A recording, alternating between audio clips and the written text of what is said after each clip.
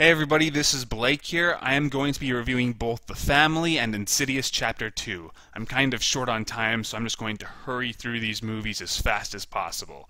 Okay, so The Family is, of course, Robert De Niro's new movie. Despite it having a really tremendous cast, some pretty big names behind the scenes, and an all-around premise that I think would win over a lot of critics. It was actually critically panned, and I am once again kind of alone in my like of a movie. That's not to say that The Family is great. In fact, it really should have been better, but it appealed to my very questionable tastes. Now, my biggest concern regarding this movie was it would be a lot like Stand Up Guys, in that it was a quirky drama masquerading as a quirky comedy for the marketing campaign. For those who don't remember, Stand Up Guys, I think, came out last year and starred Al Pacino, Christopher Walken, and Alan Arkin. Well, if you see the trailers, they made it look like it was going to be pretty funny, but it was really more sad than anything. And it wasn't a bad movie, but it just wasn't what I expected. And I hate it when movies pretend like there's something else based on the trailers than they really are. If I see a movie that looks like it's going to be a comedy, I want it to be a comedy, not a drama, or even a dramedy. But in the case of The Family, you don't have to worry. This movie is exactly what it suggests it would be from the trailers. It's pretty funny. Now, is it laugh out loud funny? No, but it does have some really, really good lines. One that I'm going to have to remember, and I'm probably going to butcher it, is I don't commit violent acts for no good reason because all of my sadistic urges are satisfied by committing violent acts for good reasons. That kind of stuff just made me laugh, and I'd say, though, if I compared it to most comedies, I've said in the past that a great comedy has a lot of little laughs followed by a big laugh, and then so on. This film isn't as fast-paced or as rapid-fire with its jokes as The World's End was, for example. Now, it has a really good laugh probably once every 5 minutes, and then it has a lot of little laughs too, but generally the little laughs aren't that funny. Still, something about it appealed to me in spite of that. Like I said, the funny parts really did stand out as hilarious to me, but I think what really made this movie work was I was really interested in watching the characters interact with each other. It brings up certain cliches that usually annoy me, but then cleverly sidesteps them. For example, when you're first introduced to this family, they're getting used to their new house, and the kids are kind of bitching about the situation, and I'm immediately groaning. I'm having flashbacks to all these different horror movies I've seen where, a family moves into the house and the kids are just bitching and whining and you just want to smack them. But no, in this case, they immediately adapt, and you do really get the impression that this family loves each other, even when they're bickering. But even their bickering is kind of lighthearted, and you just get the impression that that's how they interact with each other. They're not necessarily really angry at one another. So I was really glad they decided to, not take it in the direction where it's just about this family hating on each other and they have to unite in order to stop whatever the threat is going to be. The story does kind of meander in parts. It definitely has a very loose narrative. It's not about the general plot. It's about the characters and just how they're trying to react to this new country that they're staying in, their new home, their community, and how they're taking what they know from being a former mob family and using it in this situation.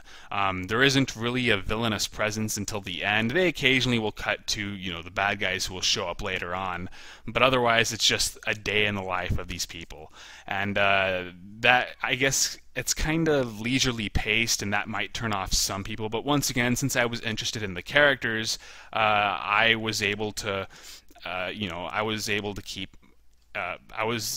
I continued to be interested in what was going on. Now, in terms of acting and how the actors portray their characters, a lot of people have given crap to Robert De Niro for pretty much playing a role that he could do in his sleep. Personally, I thought he had a lot of fun. I thought he had some good comedic timing, but I could always buy him in this type of role. I thought he was funnier here than he was in Little Fockers, so Good job there. And, he just has a great screen presence, so I was perfectly happy with his performance.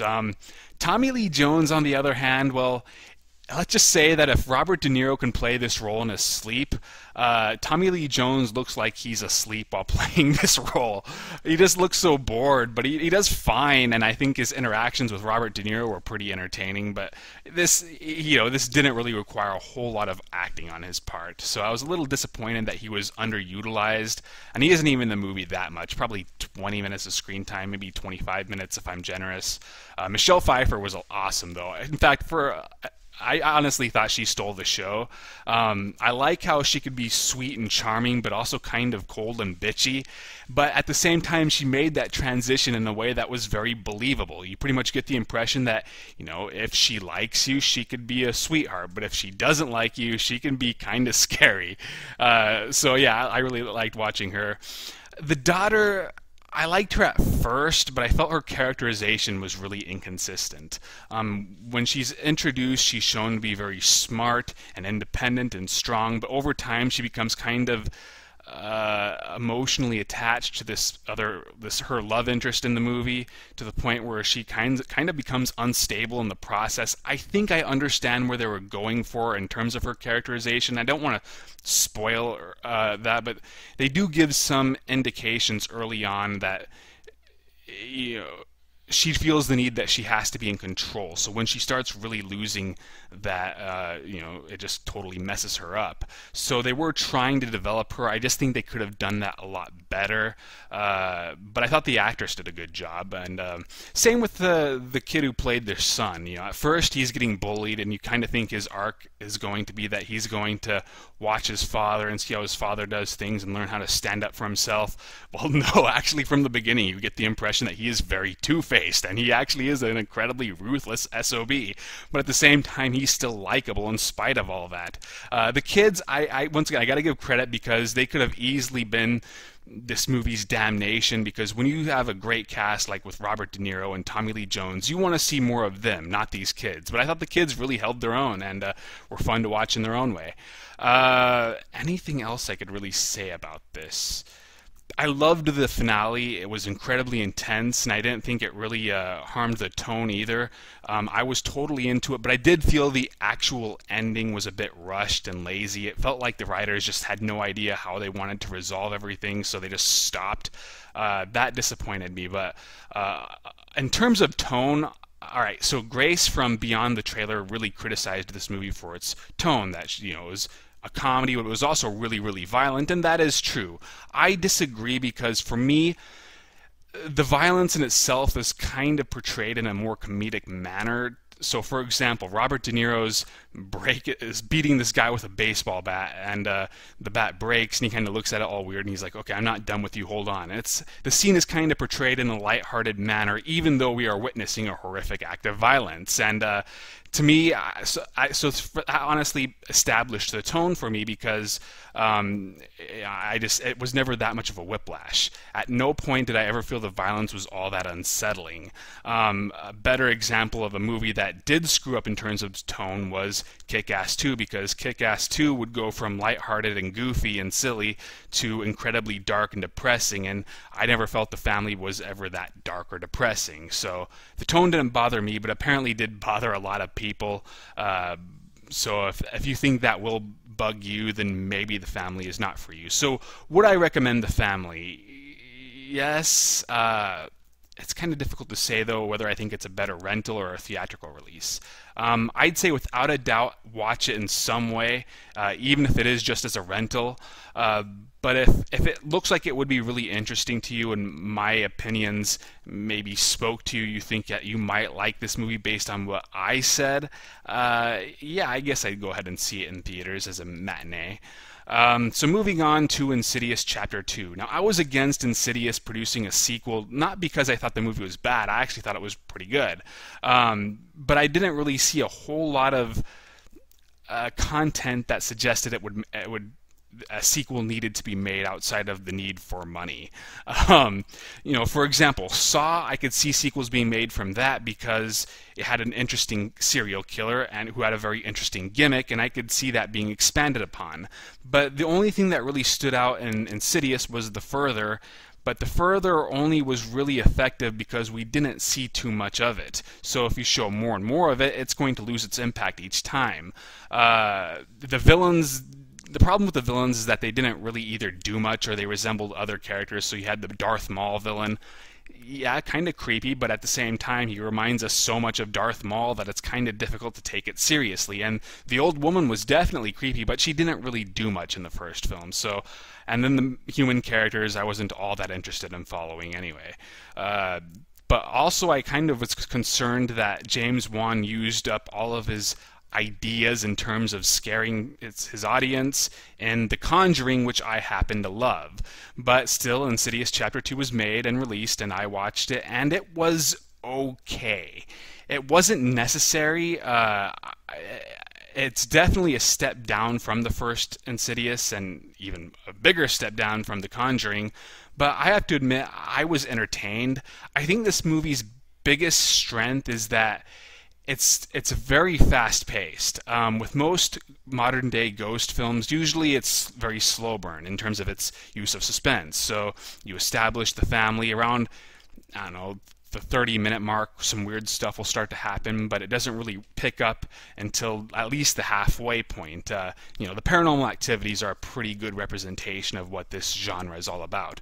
But Insidious 2 doesn't spend any time building up. It just almost immediately gets into the good stuff, and by the halfway point, it's already a roller coaster ride, and that never seems to stop. It's just one scary sequence after another scary sequence. So it does have that going for it. The problem is that it's not that scary. It definitely has its moments. In fact, it has quite a few moments where, yeah, I did jump, or yeah, I would start wringing my hands in anticipation. But if this wasn't called Insidious Chapter 2, I probably would be much more positive based on how it accomplishes its scares. But it is a sequel to Insidious, and it's just not as scary as Insidious was. And Insidious, I thought, had a lot more style. It was much more unique in terms of its presentation. Insidious Chapter 2 kind of feels generic in comparison. Now, on its own, I thought it was fine. I thought it was still probably one of the better modern-day ghost films, which had become so tired and cliched. I cannot wait for this trend to die. But it just, compared to its predecessor, it just kind of feels much weaker. It definitely has a much lighter tone. Now, the guys from Schmoes Know, they called it campy. I disagree, because to me, a campy horror film is more like Drag Me to Hell. But this definitely is a much more lighthearted movie. It's not as cynical or as bleak, and it has a sillier sense of humor in a few parts that you can't really take seriously. And I'm honestly, I do think that it was intentional, because some of the mannerisms of certain ghosts are so over the top and goofy that it's hard not to snicker. But it didn't bother me as much as it bothered a lot of people. I actually thought its sense of humor worked better than it did in the first one, because the first one, when they had those two comic relief guys, when they showed up, they just felt so out of place. Here, I thought they worked a lot better. They had some really funny parts. I love it when they encounter a ghost girl, and it's kind of a creepy sequence, and she says something along the lines of, "You better leave or I'll have to kill you," and they just kind of glance at each other and immediately get out of there. I liked that. But yeah, you're either going to love or hate its sense of humor. One problem I did have with the tone, though, was that I felt it made things too lighthearted. I never really felt that any of these characters were in danger. So that obviously is a problem. At least with the first film, I was kind of into it just because I did not want to see these people die, and I was unsure what was going to happen, and that created its own kind of suspense. But here, you never really get that impression. You feel that this movie is almost as an apology to the first film for being so cynical and bleak. So as a whole, I thought the movie was just okay. It wasn't anything memorable. It's definitely one of the weaker films of James Wan. It pales it pales in comparison to The Conjuring, which was arguably James Wan's best flick, although I know that's very subjective. A few people whom I really respect really dislike that movie, and I think they have pretty reasonable reasons. But for me, Insidious 2 was just kind of running off of creative fumes. James Wan used all of his resources to make The Conjuring into a great ghost film, whereas he's a talented enough director to where he could think of some stuff to make Insidious Chapter 2 watchable, but it really did not need to be made. I thought The Conjuring would have been a great way to go out as a horror director, because apparently he's kind of moving out of this genre now. But unfortunately, he kind of just wanted to end it with Insidious Chapter 2, and it's just not as good as his other works. But it's not bad either. I'd recommend it as a rental if you liked the first film, and maybe as a theatrical viewing too. It just depends on how much money you're willing to spend. I don't regret seeing it in the theaters, but at the same time, I don't necessarily think everybody else has to watch it in theaters. It definitely doesn't deserve the acclaim that The Conjuring had. So that's all I've got. Be sure to follow me on Twitter. Check out my written reviews. Today I'm going to release a written review of Belly of the Beast, a Steven Seagal movie.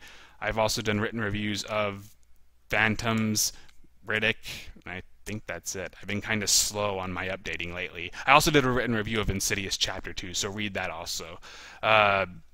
So bye, and say hello to the dog in the background too.